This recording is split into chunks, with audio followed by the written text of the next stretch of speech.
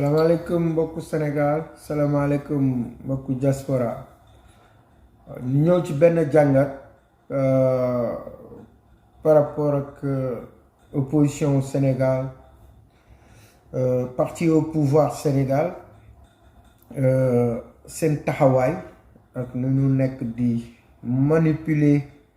population Sénégal ak fi ñu yóbbu mentalité Sénégal fi mu toll nii ak conscience morale bi ak nan la ñu war a taxawee yi nga xamante ni ñoom ñooy problème yi nga xamante ni ñoo nekk ci àdduna bi Sénégal am ci taxawaay am fu mu war a taxawee ba ñu mën a préserver lu ñu moom Sénégal muy ci wàllum aada ak cosaan di ci wàllum koom-koom aussi muy ressource naturelle di ci wàll yépp tout d'abord dañ leen di proposer ñu xoolandoo extrait yi benn exemple boo xamante ne exemple lay doon boo xam ne juste objectif bi mooy pour wone ni Sénégal dafa am solo lool pour Afrique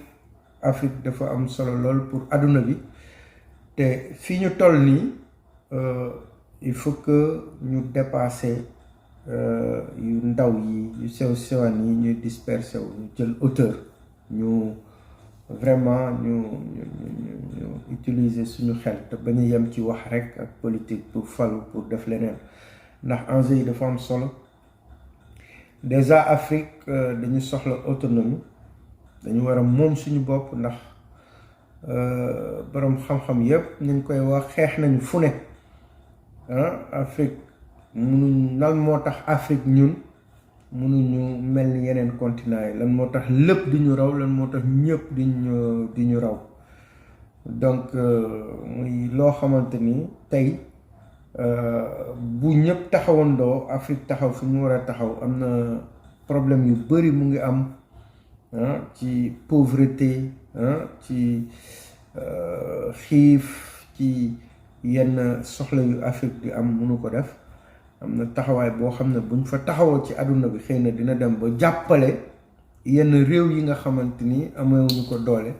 wala boog mu jàppale yenn réew yi nga xamante ni dañ dëkk ci leb ay bor te seen koom-koom waxu moo leen mu mën a yor seen réew mais mën a yor Afrique yëpp donc loolu il faut que africain yëpp pays boo mën a bokk nga mën a conscient que ni seul suñu def nii mooy mën a tax Afrique egg fi ñu bëgg a egg ndax Afrique bu fa eggul dina impacté ba ci dëkk bu nekk nit ku ne fa nga nekk di nga toog sa kër mu fekk la fa waaw ci biir loolu dañuy ñëw après ci benn analyse aussi ci monde politique u Sénégal situation opposition bi par rapport ak pouvoir bi ni ñu war a taxawee ak nan lañu jëlee ci xelu sénégalais yi ba occuper leen ak yoo xamante ni amul sens amul benn importance amul utilité occuper leen ci loolu au lieu de conscientiser leen ñu xalaat seen bopp xalaat développement Sénégal xalaat ku ci nekk même individuellement nan ngay avancer nan ngay développer te ñu xam aussi que ni kenn ku nekk su développer si ñun suñu biir ci population Sénégal loolu dafay créer benn déjà day faj benn ay problème yu bari Sénégal problème yoo xamante ni seul bu ñu nekkee benn mën a am yenn stade yi ñu toll ci en tout cas ci mën a fajal suñu bopp suñu soxla loolu ci la koy faj et on a vu que ni la politique au Sénégal dafa dindi loolu ci xelu sénégalais benn sénégalais talatul nu muy demalee boppam wala en commun nuñ la ñuy def ba avancer mais plutôt que voilà dañu war a joxoñ gouvernement bi alors que gouvernement bi mënul def lépp on le sait tous même bu fekkee mën na ko def te defu ko am na yoo xam ne soxlawuñu mu def ko donc loolu ci ñi ñu ko mënoon xalaat ñu xalaatal ko suñu population ñooñu malheureusement li leen di arranger mooy dara bañ a dox pour ñu wax ne parti au pouvoir moo deful dara pour ñu wàccee ko donc ci taxawaayu opposition bi dinañ ci ñëw ak ñëw ci taxawaayu gouvernement bi incha allah donc dañ leen di proposer ñu xool extrait bi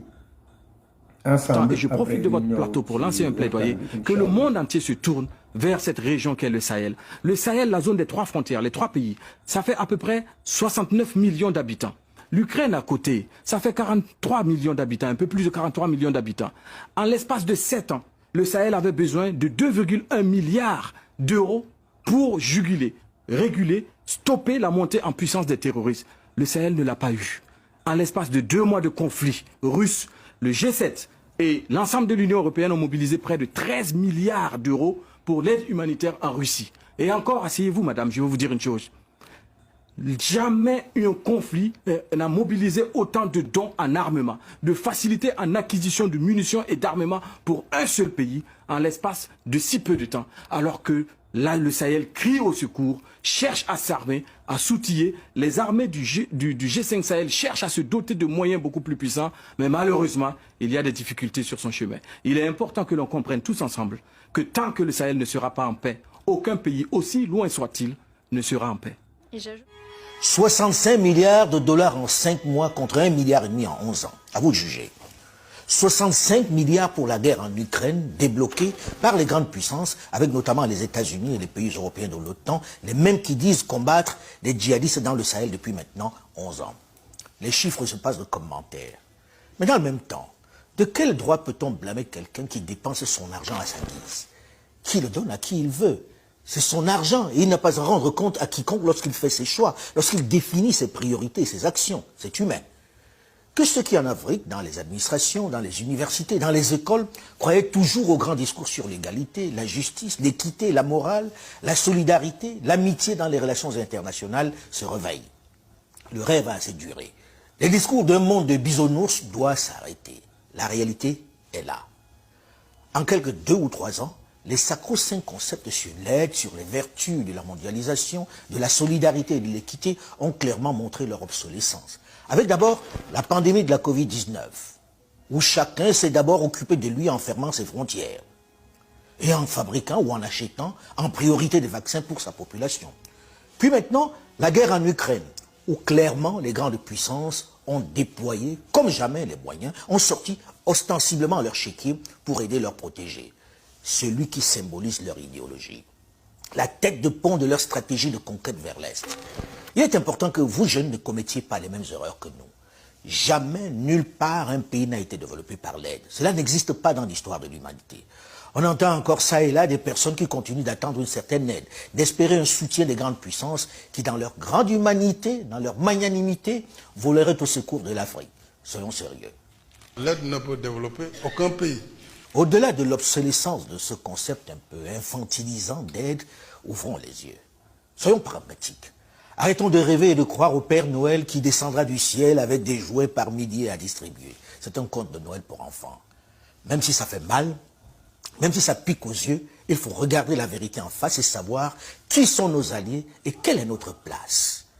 L'Occident a ses partenaires privilégiés, ses proches, ceux avec qui elle se sent une proximité culturelle, sociologique et civilisationnelle, j'allais dire. Normal. C'est connu, les oiseaux du même plumage volent ensemble. Nous n'en faisons absolument pas partie. Et on n'a pas à s'en offusquer. Les corbeaux ne volent pas avec les aigles, et les ours ne marchent pas avec les tigres. Les discours contraires sont des mensonges, de la poudre aux yeux pour dissimuler la vérité. De la poudre aux yeux pour dissimuler la vérité. Donc, li ñu bëgg a joxe exemple fii mooy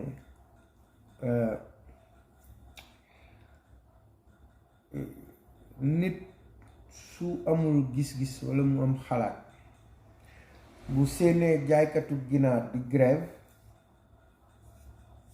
pour ñaxtu droit am mu gis béykatu mbokk mi taxaw ak pancartam di ko jàppale dafay wax ne ñii ñaar lu leen boole bokkul boobu dafa xamul ne aliment ba ñuy defaree dundu ginaar bi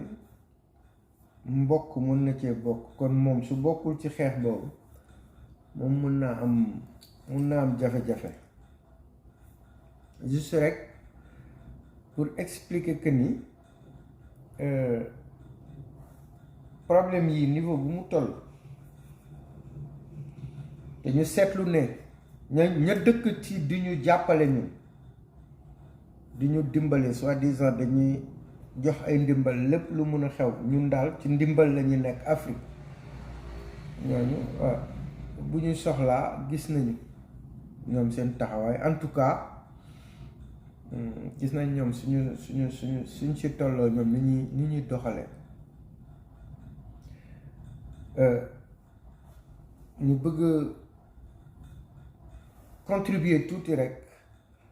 ci xelal sunu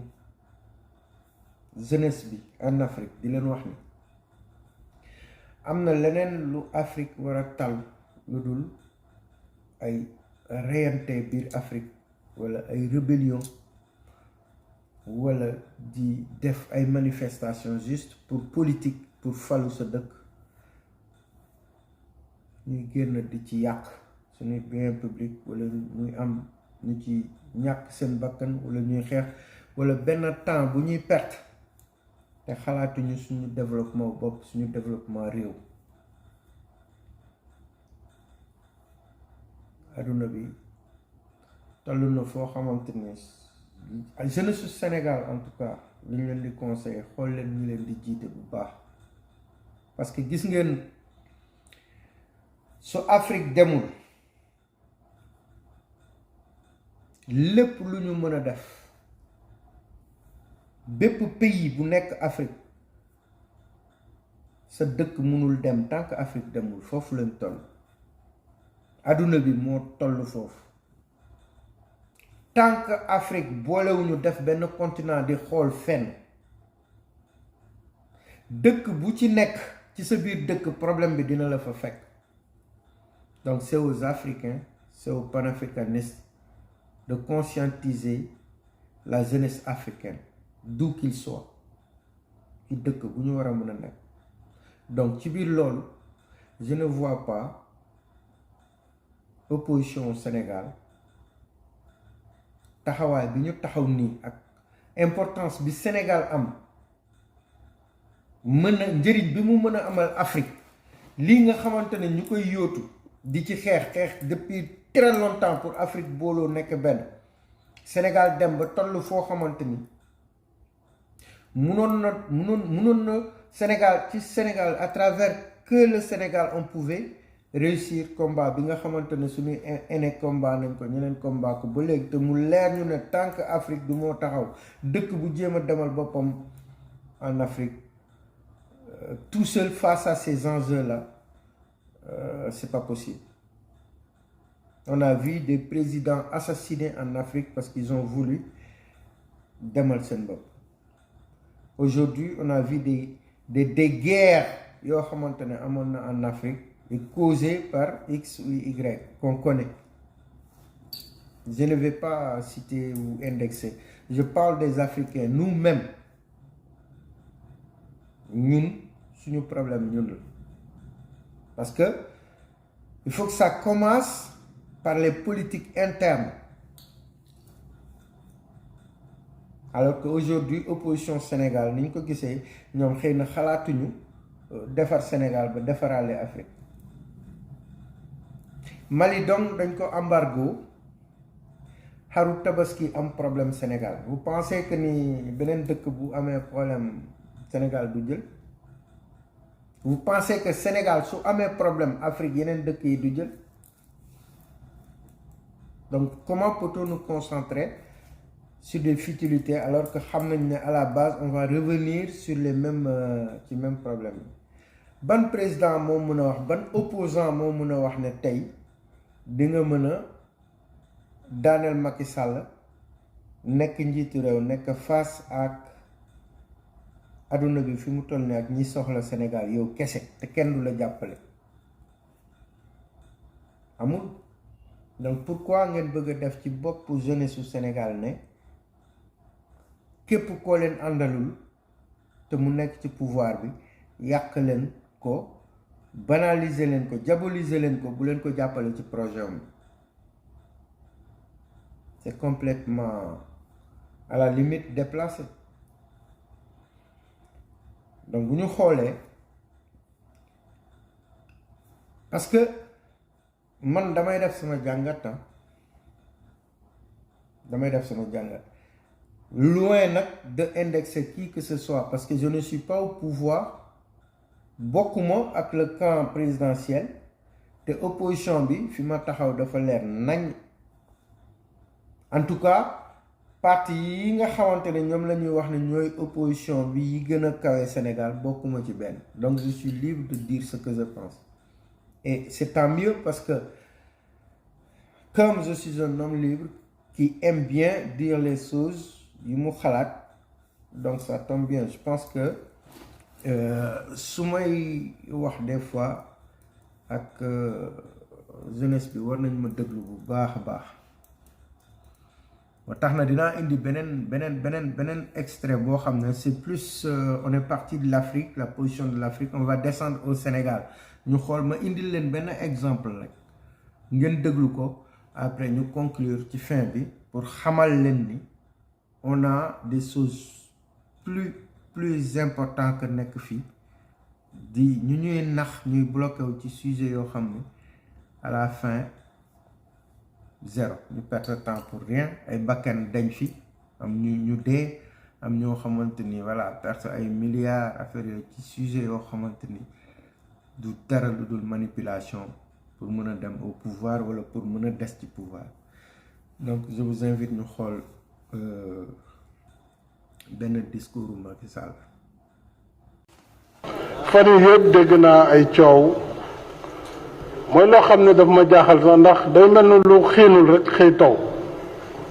wax joo xam ni kenn xamul fu mu jógee ak lan moo ko tax a jóg ndax réew mi jàpp naa ni démocratie la buy dox 2016 man maa proposé askanu Sénégal révision constitutionnelle boo xam ne dama ni mbirum mandat yi dafa war a jeex dàkk ñëpp jàpp ne réew mi kenn mënatu fi toog lu ëpp ñaari mandat dañ ko bind mu leer nañ nul ne peut faire plus de 2 mandats consécutifs xanaa kay ku jàng tubaab boo ko firilee loolu war na xam ne indépendamment référendum loi 2016 wala loi 91 dañu ne mandat bi juróomi at la benn yoon lañ ko mën a renouveler muy donc boo ko renouveler muy ñaari mandat ñu yokkaat ci leneen lu koy tëj ne de toute façon kenn mënul def lu ëpp ñaari mandat yu tegale donc loolu la constitution bi wax donc loolu lu leer man maa ngi sama benn mandat boo xam ne bu ci yàlla àndee 2019 lay jeex ci coobare sunu borom ak bëgg-bëgg Sénégalais yi bu fekkee ne jàpp nañ ne liggéey bi ñu sa sumb ñu ngi koy teg ci yoon am nañu seen kóolute dina renouveler mandat boobu 2019 su boobaa man pare naa ci loolu dama bëgg wax jooju ñu teg ko fële te ñu jublu ci liggéey waaye li ma xaw a jaaxal nag ci réew mi mooy foo nekk ci liggéey rek dinañ la indil wax joo xam ne boo moytuwul boo leen ci toppee dina la tardeel te jaru ko kon fi ma toll li ma bëgg a def daal mooy continuer liggéey bi nga xam ne yéen a ma ko dënk su paree ñu seet boo leen ñu wóoluwaatee am ngeen possibilité renouveler mandat président de la république su boobaa wax ji jeex na xanaa keneen la ñu wax ndax mënoo def lu ëpp ñaari mandat yu tegle waaye nag intellectuels yi dañu bëgg loolu jàpp fii interpréter fële ku nekk wane xam-xam ku nekk wane ne yow yaa mën a indi lii ak laa loolu yëpp lu baax la mais vraiment damay ñaan daal ñu bañ a di engager réew mi ci loo xam ne énergie bu ñuy perte la amul ñu njëriñ en tout cas man mii de jàpp naa ne mbiru ñetteelu mandat dinañ ma séentu fépp ba mu des ci mbir moomu la donc loolu dama bëgg ñu wax mu leer te mu yem fi. nañu dégluwaat fin bi nañ déglu fin bi tuuti. su boobaa wax ji jeex na xanaa keneen la ñu wax ndax mënoo def lu ëpp ñaari mandat yu tegle waaye nag intellectuels yi dañu bëgg loolu jàpp fii interpréter fële ku nekk wane xam-xam ku nekk wane ne yow yaa mën a indi lii ak laa loolu yëpp lu baax la mais vraiment damay ñaan daal ñu bañ a di engager réew mi ci loo xam ne énergie bu ñuy perte la amul ñu njëriñ en tout cas man mii de jàpp naa ne mbiru ñetteelu mandat dinañ ma séentu fépp ba mu des ci mbir moomu la donc loolu dama bëgg ñu wax mu leer te mu yem fi. waaw léegi ñoo ko déggandoo ñëpp amul kenn ku nekk biir Sénégal te dégguloo Macky Sall ci déclaration bi mu dem ba ñu koy woo muy toog di ci justifié wu. Maintenant pour deux raisons. benn waxoon naa ko ci début bi nee naa leen même su revenir ci li mu wax am nañu possibilité voter contre moom ndax benn ci biir ñaari raison njiit bu demee ba mënul respecter kàddoom loo xam ne danga koy wax nga revenir ci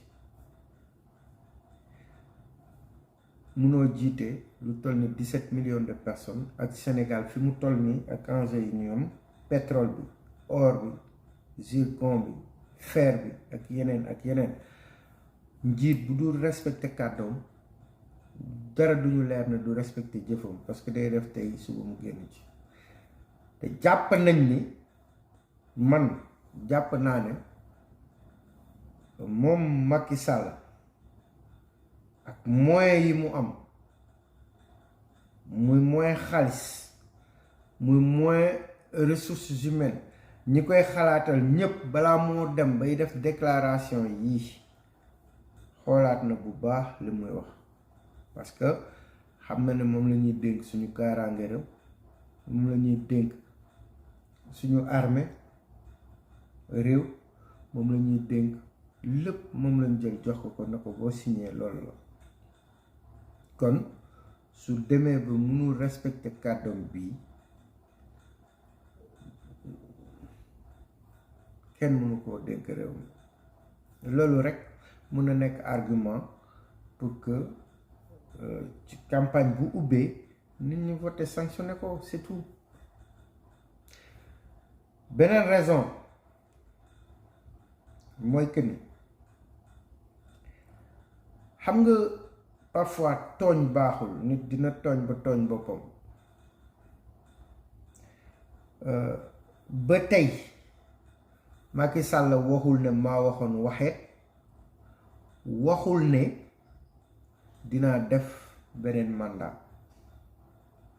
te boo leen dégloo bu baax fi mu wax ci ginnaaw dafa ne intellectuel yooyu muy waxal ne dañuy def ni def nii daf leen ne loolu baax na loolu waaye kon il est conscient de ce que xam nga nit boo demee bay juger nit bay àtte nit wala ngay def yenn kii mais may ko chance jéem ko comprendre li mu wax parce que moom bu demee ba ñu taaj ko pour mu wax ci loolu mu dellu ne du ma ne waaw du ma ne déet kon am na am na intention yu baax. Maintenant li tax ma def waxtaan bi yëpp autour de ça xam naa ñi gàtt xel dinañ defe ne kii dafay jàppale Macky Sall wala X ou Y du loolu c'est que dama bëgg a wax ni on a perdu trop de temps ak suñu opposition boo xamante ni amul lenn lum ñu proposé ci xam-xam ak ci dem kanam ak li nga xamante ne ñun suñu Sénégal bi mën nañu concentré wu suñuy projet yi suñu état indi Sénégal pour que ñay ñëw di liggéey ak ñun ñu mun ñu jàpp ne ñii ñu am fulla lañu ak ñu am fayda lañu le plus petit sénégalais bu ma rombee may def lu bon loo xamante ne pour réewam la mën na taxaw mu ñàkkante ko man parce que sénégalais yëpp bëgg seen Sénégal c'est de ça qu'il s'agit loolu la ñu dindi ci xelu sénégalais yi ba tax na tey projet bu ñu romb ñu mais dem nañ xool combien de milliards Macky Sall dem au nom du Sénégal ñu jox ko ay milliards mu ñëw dugal ko Sénégal donte du lu mu waroon mais bi mu xesee dugg Sénégal ñun ñoo ko moom ça appartient aux Sénégalais te bu leen fàtte wax naa leen ne Sénégal d'abord après l'Afrique après monde bi donc ñun suñu alal bu fekkee mënuñu ko sàmm parce que juste ki ko indi neexuñu doonatu ko jaratu ko. Pourquoi l'opposition au Sénégal n'a pas discours yi? Pourquoi on voit toujours yenn affaires yi ci seen politique bi? Je vais vous donner juste un exemple aussi ngeen xam ko gis ngeen opposition Sénégal ba fi mu toll nii néew ma nag indexé wu ma kenn mais ku jël li may wax na nga ko moom bu boobaa man bu ma la waree wax naa jàkkaarloog yow ne la yow diw lay wax temps mais je parle d'une manière générale. Je donne un exemple. Vous prenez depuis Abdourahmane Diouf, dañ lay wax borom xam-xam la Thierno Alassane Sall borom xam-xam la Abdoul Mbaye borom xam-xam la Thierno Bocoum borom xam-xam ba ci kade bi caat bi doog a dugg si nii te ñëpp xam la muy yóotu ak fa mu jëm muy Pape Djibril Fall dañ lay wax borom xam-xam la waaw ay borom xam-xam yu nekk ci benn dëkk mu leer leen ne ñoom ñëpp kenn ci ñoom ñëpp mënuñu bokk jiitoo ndoo te kenn ki ñuy indexé ne kooku baaxul élection ñëw na ñëwaat te élection dina ñëwaat bu fekkente ne ñoom jàng nañu am nañu xarañte bu xam ne mën nañu analyser mën nañu calculer ku ci nekk xam nga say résultat ci élection ou alors même législative yi passé ku nekk xam nga ne pourcentage bi nga gagné c'est sûr jusque là on n'a pas vu ku ne dañ ma sàcc wala nangam et on a vu que c'est très possible parce que ñoom ñëpp dem nañu en coalition. Pourquoi ñoom ñëpp duñu xool li ñu am ku ci nekk sa pourcentage forcément dina am kuy jiitu waaw ñu jiital kooku ñoom ñëpp ñu topp si won Macky Sall ne ko li la dese ci ay at fii ak 2024 nous sommes là lépp lu mu indi ci projet mu am ñu ko war a jël naka defee ko naka sedul noonu te suba Macky Sall daf fiy jógee bàyyi fi suñuy projet ñu jàkkaarloo kooku ñu génn def bloc dañuy am doole bu boobaa day gën a pousse xam ngeen man dama doon wax naan Ousmane Sonko c'est une chance pour le Sénégal comme tant d'autres oppositions. Pourquoi? Je dis pas que c'est une chance parce que dafay falu ndax gisaguma mu falu gisaguma lu muy def donc je dis c'est une chance parce que dafay indi benn touche ci opposition bi et que man personnellement j'ai vu que ni loolu indi na en tout cas waa état bi ñu ngi koy bàyyi xel gouvernement Macky Sall ñu ngi koy bàyyi xel ñëpp a ngi koy bàyyi xel ba tax na yóbbu na si dimension politique u Sénégal ak gestion ñun suñuy ressources humaines ak yooyu gars yi ñu ngi koy bàyyi xel c'est-à-dire que jóge na benn étape dem na benn étape parce que xam nañ ne suñu deful naka sa dul noonu y a un Ousmane Sonko bu fi nekk am ay jeunesse yu frais yoo xam te ne ils sont prêts à dénoncer ça ne serait-ce que ça je dis que Ousmane Sonko c'est une chance pour le Sénégal pas pour autre chose mais moom Ousmane Sonko ak opposition bu ñu demee ba ñu gis ne jeunesse bi fi mu nekk ni mi ngi mais vous avez le temps pourquoi fii ak 4 ans la faites des projets waxtaan leen ak sénégalais yi nañu concentré wu ci suñu Sénégal parce que nous allons vers benn monde boo xamante ne ku xef tuuti ñu jaar sa kaw te dootoo dab yeneen dëkk yi mukk abadan foofu lañ toll course bi nekk ci dimension boobu niveau boobu ci kaw ku ci bokkul ku ci fexewul bokk ba yow li nga am say koom-koom say ressources nga seetaan ba am ñu lay xes a jiitu parce que jëleen benn exemple bu ñuy wax pétrole Sénégal dañuy wax pétrole Mauritanie dañuy wax pétrole Mali dañuy wax pétrole Gambie dañuy wax pétrole Guinée donc nous ne sommes pas les seuls mais pourquoi Sénégal moo gën a def impact parce que Sénégal dafa am solo et le Sénégalais est de nature intelligent donc pourquoi intelligence boobu duñ ko capitaliser ñoo xam ne li ñu bokk mooy que ne suñu réew mu dem suñu réew am jàmm suñu réew ñëpp a bëggandoo suñu réew ñëpp a xàccandoo ñëpp a dóorandoo ba réew mi mu soufflé ka doon yóotu añ mu jafe ko tey am na añu ñetti fan nous pouvons le faire déjà mais bu fekkente ne dañuy toog rek gëmloo Sénégalais man tax même xale yu ndaw da mais c'est grave da ngay gis Macky Sall Ousmane Sonko Macky Sall Ousmane Sonko liggéey développement njàng yépp ñu ngi koy fàtte pourtant soo amee problème gars yi di grève là on en parle après on oublie on passe ci politique ci contre benn nit boo xamante ne leer na leen ne lépp lu muy def moomu ko moom ci boppam yéen a ko moom jàppale leen ko ci ba keroog mu fiy jógee parce que vous êtes yéen a ngi koy tooñ te gis ngeen opposition Sénégal je pense que ni yéen war ngeen xalaat ci risque yi ngeen nekk parce que aujourd'hui suñu demee ba 2024 Macky Sall taxaw def déclaration ne man maa leen waxoon ne du ma def beneen mandat léegi dama leen di jaajëfal wax leen ne man bii mooy sama dernier mandat bu boobaa yéen di ngeen amal sénégalais ak te yéen da ngeen war a bàyyi chaîne politique bi ngeen dem seen yoon parce que acte yi ngeen di posé nii di wane ne am ngeen xam-xam am ngeen lépp te dara xewagul nan la ñu mën a parce que man tuuma laa koy tuddee tuuma nan la nit mën a ñëwee wax ne lii laay def yow ngay ñaaw njort ci moom bay xalaat naan du ko def ak nangam bu ñu doon xalaat loolu ci ñëpp yéen lan moo ñu leer ne yéen opposition bi da ngeen da bëgg a falu pour Sénégal dox